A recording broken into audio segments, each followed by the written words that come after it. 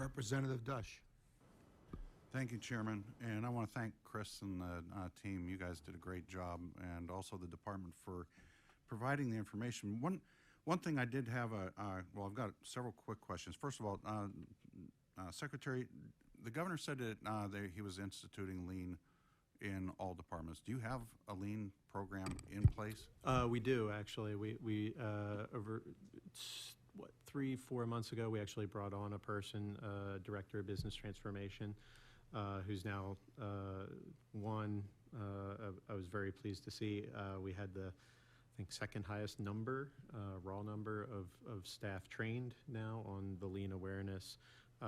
We've started going through some pretty significant process mapping exercises through that process as well. So yes, the answer to that is yes. Well, I'm hoping that the full implementation should start addressing an awful lot of this. Absolutely. Because quite honestly, I don't see any evidence of it in what the committee has found. And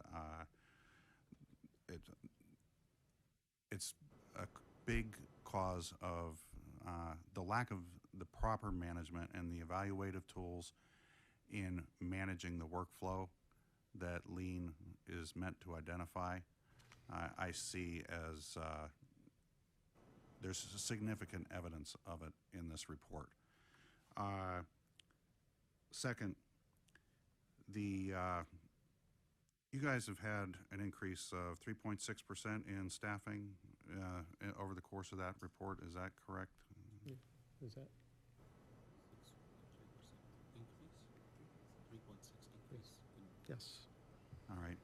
And third, I know you had some questions about the sampling, and it was something that I noted immediately. Records retention schedules require the departments to keep records for a significant amount of time, and yet the department was only able to provide 3 years versus the accounting standards requirement for 5 years. I'd like you to address why the department failed to produce those other 2 years.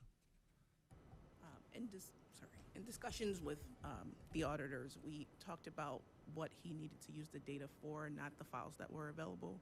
So we knew that they were looking at trends and information available to do some of the work that they needed to do. And in discussing the trends and information that they needed, I knew that through our electronic tracking system, some of that information was not valid because of what we were doing with the backlog management. We found that some things were in the system that shouldn't have been there. Some things were not in the system that should have been there. But when the secretary came on board and we had this new initiative to start cleaning things up, we went back about 3 years because that's typical for the software that we were utilizing. One of the other things that we didn't discuss is a business intelligence tool that we've created for our managers so that they can see efficiencies within their staff and the permits throughout the whole department. That software recommends at a minimum 3 years of data, so we were able to clean up 3 years of data to where we felt that information was good and electronically tracked. So that was what was provided to the auditors. The files for all the other years still exist. So if we wanted to pull every file, we could have done that, but that was going to be a lengthy process. And knowing the timeframes associated with the resolution, I didn't think that time frame would be acceptable. Well, I would think if given the record of the auditors, if you had passed that information on to them, and they would have been able to identify the fact that the department, if that was the case, that the department was actually taking those steps and would be able to take a look at those timeframes and identify that, and that would have been a positive impact on the report, I believe. But in leaving that out, I think it had a negative effect with the department not giving that information to the auditors. I would encourage that anybody that's being audited provide it with the auditing standards and hold to the auditing standards. And if there are exigent circumstances, that you would identify those so that the auditors could properly address them.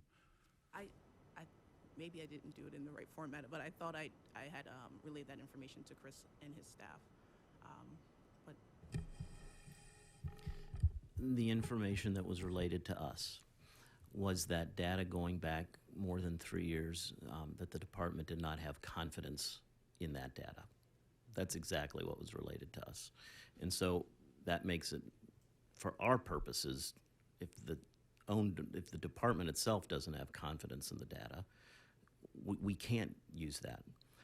Relating to the files themselves, we had asked for 470 files, and they couldn't locate 30 of them. That's why we only reviewed 440. Fortunately, I padded the sample, because I was worried about that, so that even at 440, we had sufficient files to review for a statistically significant review. Thanks, Chris.